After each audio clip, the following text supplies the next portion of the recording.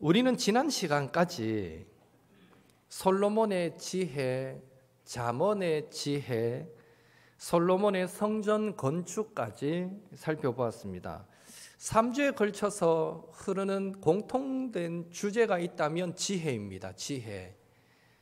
솔로몬은 왕이 되고 기브온에서 1000번제를 드렸을 때 하나님께서 복 주시겠다라고 꿈에 찾아오신 그 순간에도 잘 듣는 마음을 주십시오, 지혜로운 마음을 주십시오 라고 구했던 왕이었고, 그래서 하나님께서 주신 그 지혜를 가지고 인류 역사상 전무후무한 지혜로운 왕으로 이름을 남길 수 있었고, 또 인류 역사에 다시 없을 아름다운 성전도 건축할 수 있었던 것입니다. 솔로몬이 지혜로운 왕이었다라는 사실을 입증해 주는 내용이 성경 여러 곳에 있습니다. 첫째로 솔로몬의 지혜를 그의 백성들이 인정했습니다.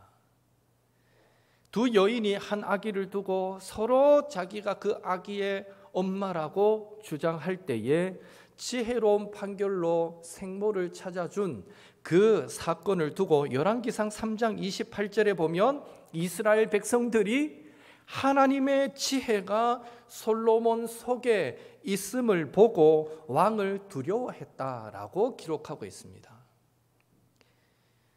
백성들이 보기에도 솔로몬의 지혜는 그저 사람의 지혜가 아니라 하나님께서 주신 신적인 지혜로 보였을 만큼 대단했다는 것이죠.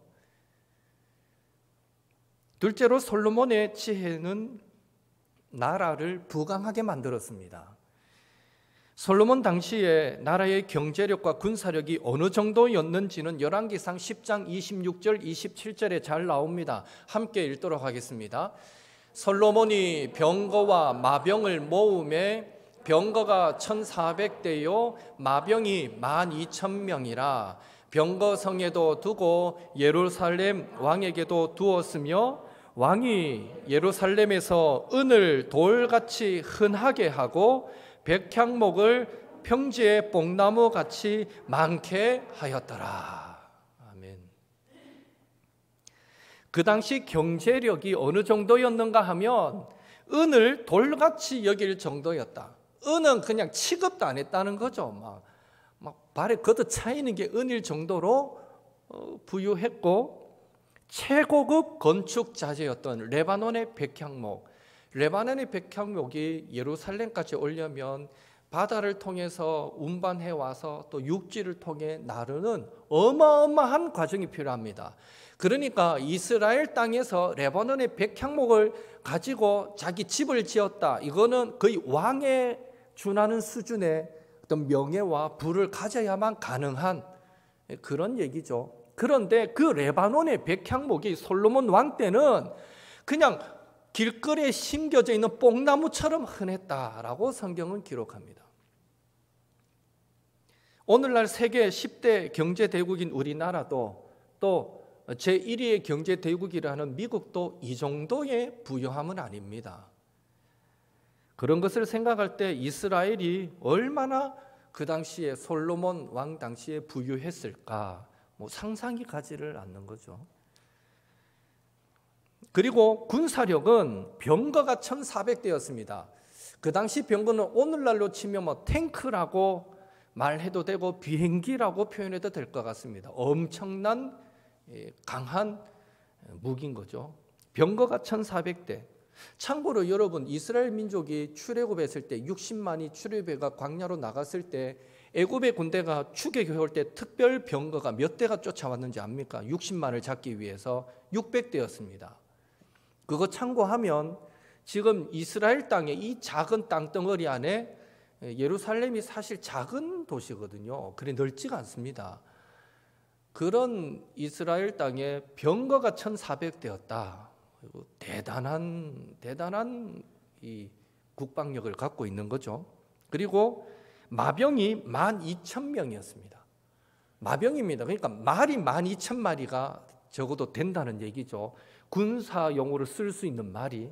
이 말도 전부 다 애굽에서 수출해 옵니다.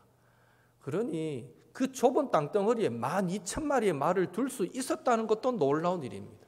그러니까 어마어마한 이 군사력을 자랑했던 것이죠. 이렇듯 솔로몬이 하나님께 받은 지혜로 이스라엘을 다스렸더니 이토록 부강한 나라가 되었다라는 것입니다. 셋째로 솔로몬의 지혜는 세상의 모든 왕들보다 뛰어났습니다. 열왕기상 10장에 보면 스바의 여왕이 수많은 수행원들과 심히 많은 금은 보석과 향품을 가지고 솔로몬을 찾아와서 그 솔로몬의 지혜를 시험하는 장면이 나옵니다. 여러분 생각해 보십시오. 한 나라의 1인자인 여왕이 그 먼 거리까지 그 많은 예물을 들고 찾아와서 질문하는데 당신의 이상형이 무엇입니까? 고작 그 정도 수준의 질문은 하지 않았을 것 같습니다. 어떤 곳에 투자해야 더 많은 것을 남길 수 있습니까? 이런 질문도 아니었을 것 같아요. 이미 모든 것을 다 가진 사람이기 때문에. 스바 여왕은 자신이 나라를 통치하면서 고민했던 문제, 풀리지 않는 난제들을 솔로몬에게 질문했을 것입니다. 그런데 놀랍게도 그 질문들은 사실 누구나 들어도 당혹스럽고 대답하기 곤란한 그런 질문들이었을 텐데 솔로몬은 무엇을 질문하든지 간에 바로바로 그 답을 명쾌하게 해주더라라고 성경은 기록합니다. 대답하지 못하는 것이 하나도 없었다라고 기록하죠. 그러니까 스바 여왕이 어떤 고백을 합니까? 열왕기상 10장 6절에서 8절 같이 읽습니다. 왕께 말하되 내가 내 나라에서 당신의 행위와 당신의 지혜에 대하여 들은 소문이 사실이로다. 내가 그 말들을 믿지 아니하였더니 이제 와서 친히 본즉 내게 말한 것은 절반도 못되니 당신의 지혜와 복이 내가 들은 소문보다 더하도다. 복되도다 당신의 사람들이여, 복되도다 당신의 이 신하들이여, 항상 당신 앞에 서서 당신의 지혜를 들음이로다. 무슨 말입니까? 솔로몬의 지혜를 들었을 때는 에이 뭘 그렇게 써? 안 믿었다는 거예요. 그런데 실제로 와서 들어보니까 내가 고향 땅에서 듣던 소문은 절반에도 못 미친다. 와, 당신의 지혜는 참으로 대단합니다. 이런 고백인 것이죠. 그래서 스바 여왕은 솔로몬의 지혜를 가까이에서 날마다 들을 수 있는 그 솔로몬의 백성들, 그 솔로몬의 신하들은 복됩니다, 복됩니다라고 고백했던 것입니다.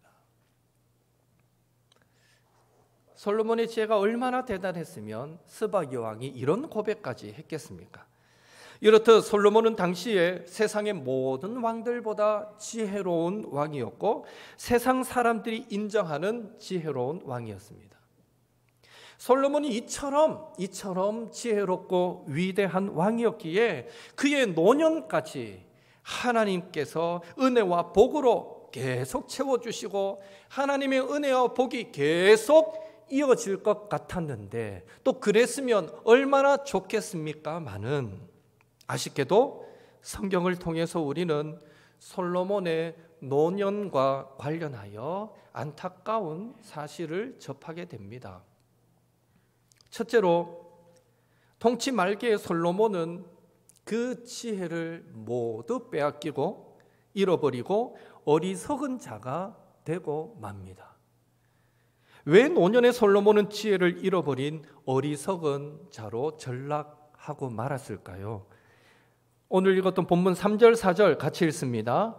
왕은 후궁이 700명이요 첩이 300명이라 그의 여인들이 왕의 마음을 돌아서게 하였더라.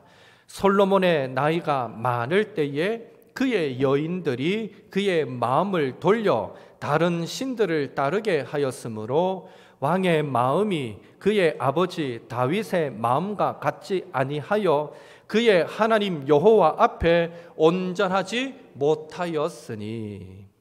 노년의 솔로몬이 지혜를 잃어버리고 어리석은 왕이 된 것은 솔로몬의 마음이 하나님에게서 돌아섰고 그 마음이 하나님 앞에 온전하지 못했기 때문입니다.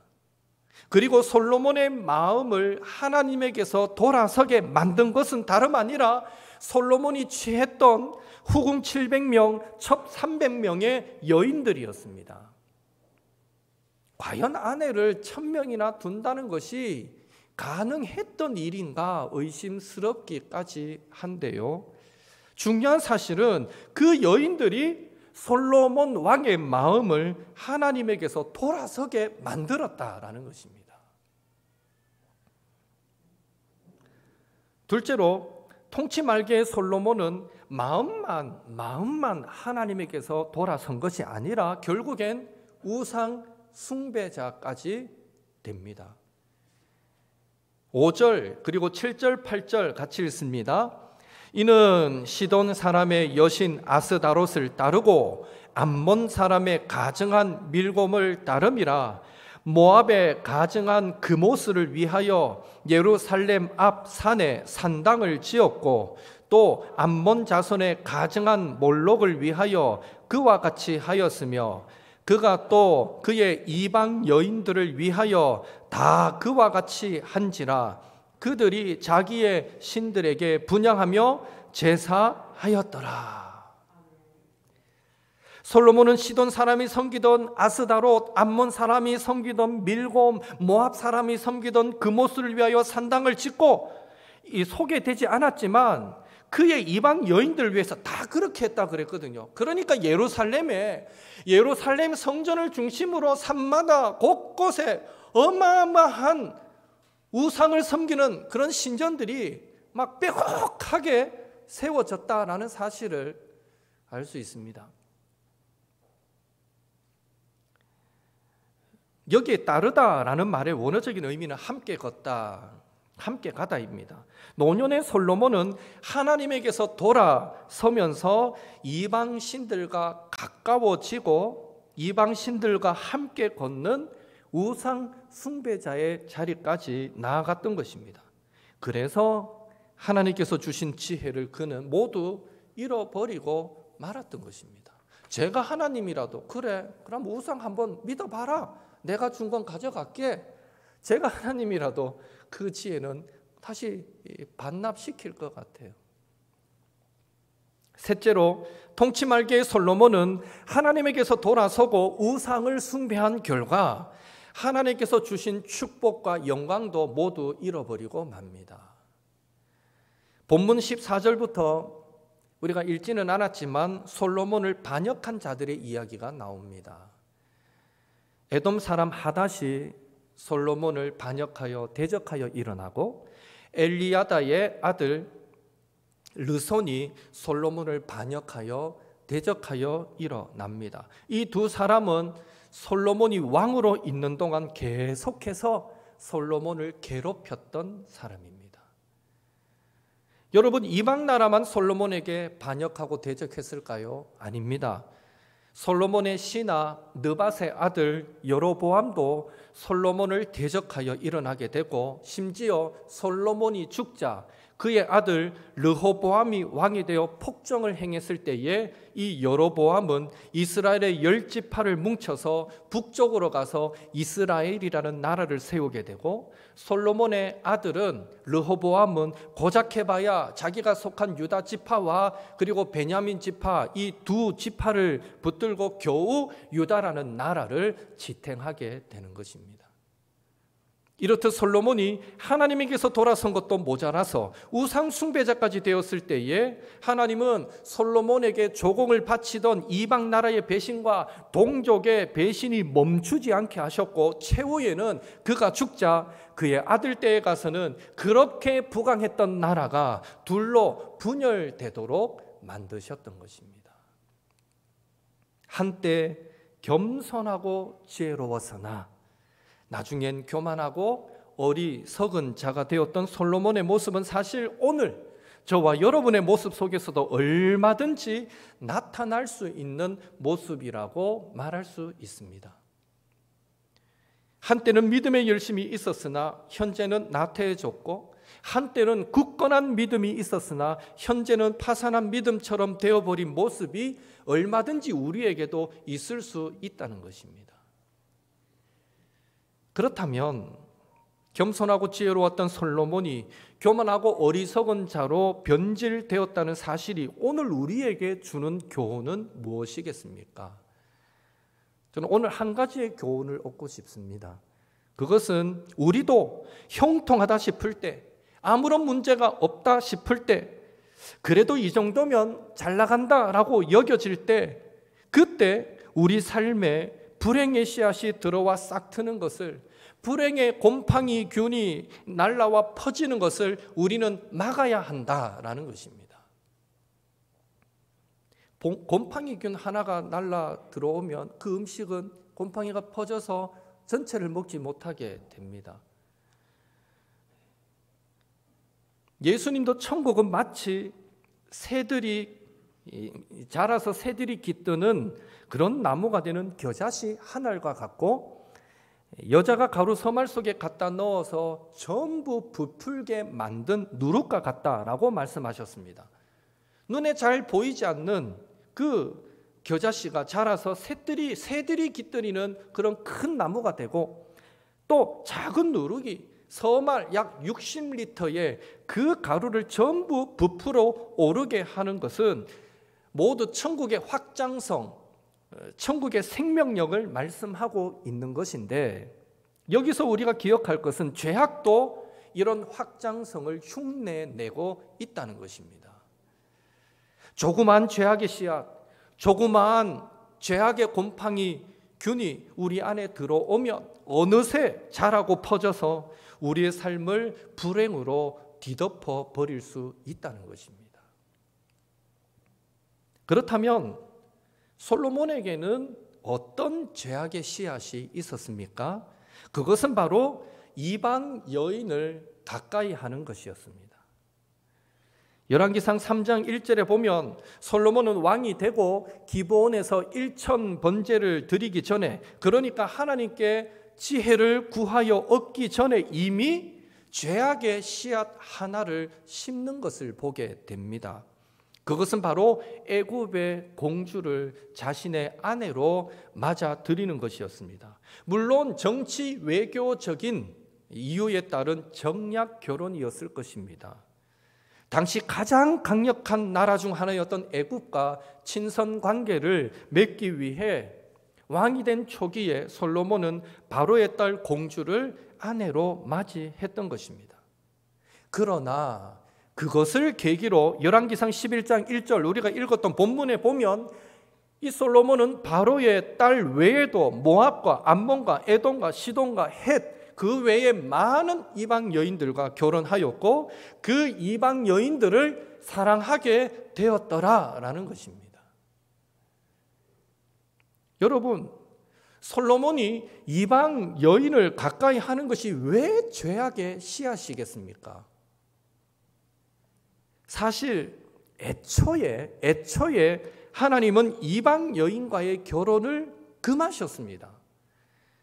열왕기상 11장 2절 같이 읽습니다.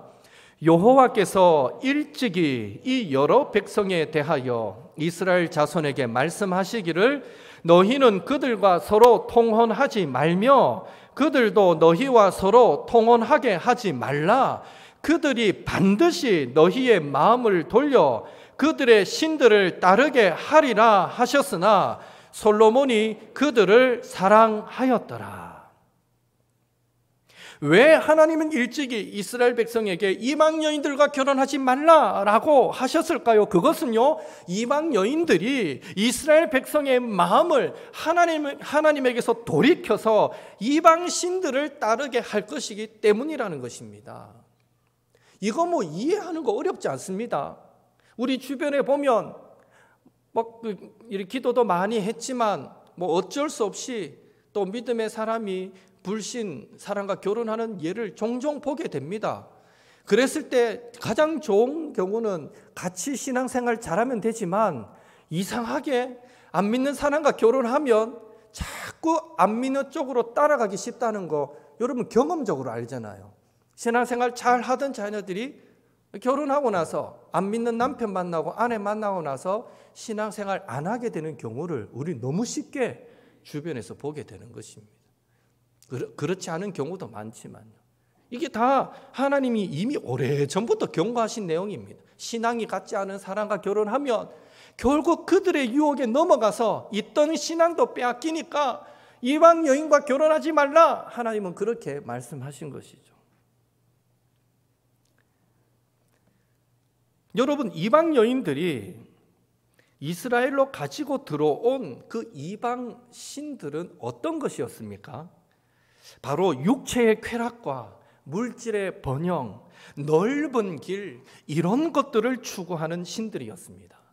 반면에 하나님을 섬기는 것은 의로움과 믿음의 역사와 사랑의 수고와 소망의 인내와 겸손한 헌신을 추구하는 좁고 협착한 길을 걷는 것이었습니다. 그러니 이방 신들이 들고 들어온 그 넓은 쾌락의 길을 맛보게 되면 어느 누가 하나님을 섬기는 좁은 길을 걸어가려고 하겠습니까? 결국엔 모두 하나님에게서 돌아서고 이방 신들을 섬기고 마는 것입니다. 이스라엘 역사가 산 증거 아닙니까? 북이스라엘도 남유다도 패망하기 전에는 모두 하나님에게서 돌아서서 이방 나라와 이방 신들을 섬기던 모습이 그들 속에 얼마나 팽배했는지 모릅니다.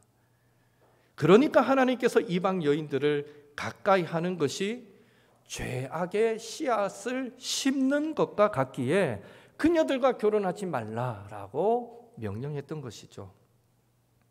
그런데 솔로몬은 왕으로서의 자리를 굳히던 그 초기부터 애굽의 공주와 결혼하는 죄악의 씨앗을 스스로 심고 말았습니다.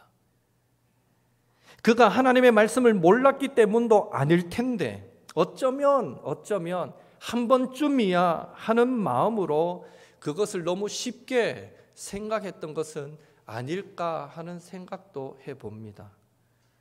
그러나 중요한 사실은 솔로몬의 노년이 증명해 주듯이 하나님께서 허락하신 지혜로 나라가 형통할 때에 이방 여인과의 그 한 번의 결혼은 두 번이 되고 두 번은 세 번이 되고 그렇게 솔로몬은 많은 이방 여인과 결혼하게 되었고 그 죄악의 씨앗이 자라서 결국에는 솔로몬의 지혜를 빼앗아가고 솔로몬의 행복을 갉아먹고 말았다는 것입니다. 이렇듯 형통할 때 아무 문제가 없다라고 여겨질 때 간과했던 죄악의 씨앗이 인생을 덮치는 불행의 씨앗이 될 수 있는 것입니다. 여러분, 솔로몬이 하루아침에 지혜를 잃고 어리석은 자가 되었겠습니까? 당연히 아닙니다. 서서히 하나님에게서 돌아서게 된 것을 생각할 때 우리는 여기서 죄악의 발전 단계에 대해서 생각해 보게 됩니다. 첫째 단계는 솔로몬이 이방 여인을 사랑합니다. 2절에 사랑하였도다라는 이 말은 육체적 사랑을 의미합니다. 그러니까 솔로몬은 단순히 정치 외교적인 결탁을 위해서 이방 여인들과 결혼한 것이 아닙니다. 겉으로 포장한 이유는 그것이지만 이방 여인들을 실제로 육체적으로 사랑했던 것입니다. 이 말씀을 오늘 우리에게 적용하면 어쩔 수 없었다는 핑계를 대지만 하나님께서 금하시는 것을 은근히 즐기는 것과 같다라고 말할 수 있습니다. 오늘 우리에게는 이런 모습이 없는지 우리 자신을 돌아보아야 할 것입니다.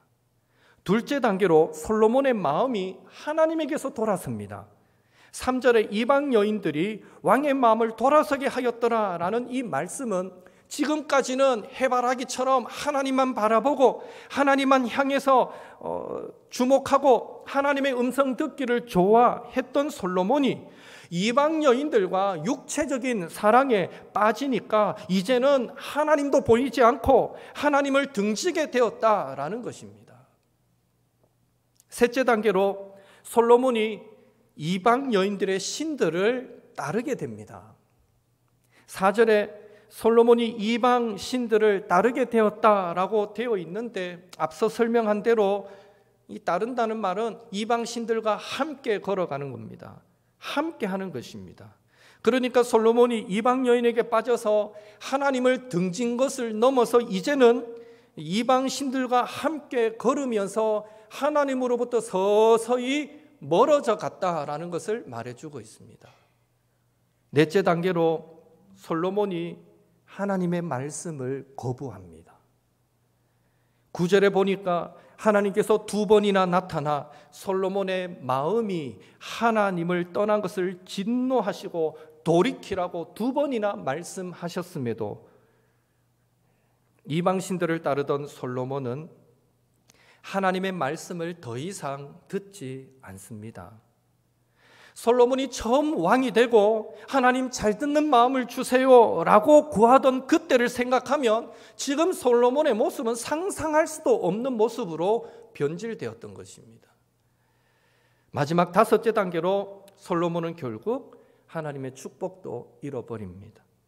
하나님에게서 마음을 돌이켜 이방신들을 따르게 된 솔로몬은 더 이상 하나님의 말씀을 듣지 않자 하나님은 잘 듣던 마음을 구할 때 주셨던 지혜를 빼앗아 가시고 솔로몬이 받은 모든 복들을 서서히 잃게 만드셨던 것입니다. 오늘날 사탄의 미혹의 역사의 최종 목표가 이것입니다. 꼭 기억하십시오. 지금까지는 좀 졸음이 왔더라도 다 잊어도 좋은데 지금부터 눈 번쩍 뜨시고 기억하십시오. 사탄의 최종 미혹의 목표가 이것입니다. 사탄은 우리에게 세상의 것을 사랑하게 만들고 그것이 서서히 우리의 우상이 되게 만들어서 더 이상 하나님을 바라보지 못하게 하고 하나님께 구하지 못하게 하고 심지어 하나님의 말씀을 거부하도록 만들어서 최종적으로는 우리가 하나님께 받은 복을 빼앗기게 만든다는 것입니다. 이것이 사탄이 우리에게 노리는 최종 목표입니다. 오늘 우리의 삶에 이건 아닌데 라고 생각되는 부분이 있지는 않습니까? 남의 삶 돌아볼 거 없습니다. 각자 자기 삶을 돌아보면서 이건 아닌데 라고 생각되는 부분은 없습니까?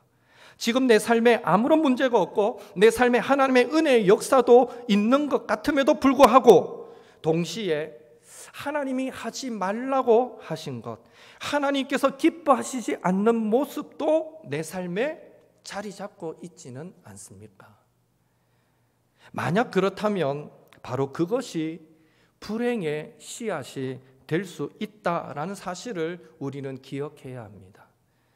당장에 아무런 문제가 안 일어나고 별것 아닌 것처럼 생각되고 내가 통제할 수 있다라고 생각하지만 그 불행의 씨앗이 자라도록 방치하면 결국 그것이 우리 인생을 불행으로 뒤덮어 버릴 수 있는 것입니다. 혹시 우리 마음속에 이렇게 살면 안 되겠는데 라는 생각이 있으십니까?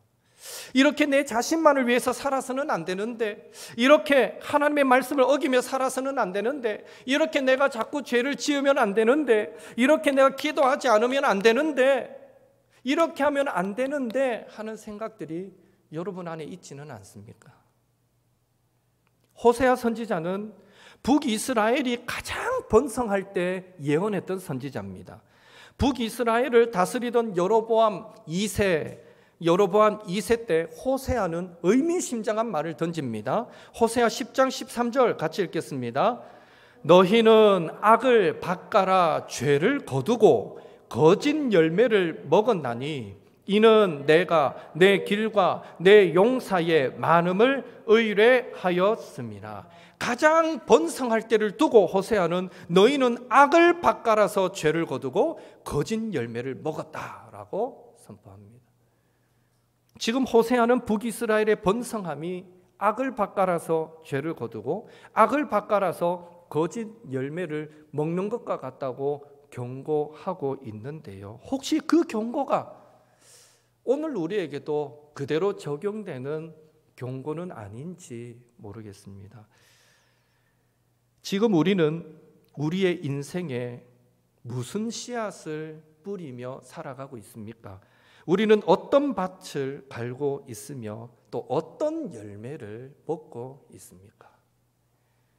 갈라디아 6장 7절에 사람이 무엇을 심든지 그대로 거두리라 라는 말씀처럼 우리가 지금 뿌리는 것, 우리가 지금 행하는 것, 그것이 결국 우리의 먹을 것이 된다라는 사실을 기억하시고, 호세아 10장 12절에 너희가 자기를 위하여 공의를 심고 인애를 거두라.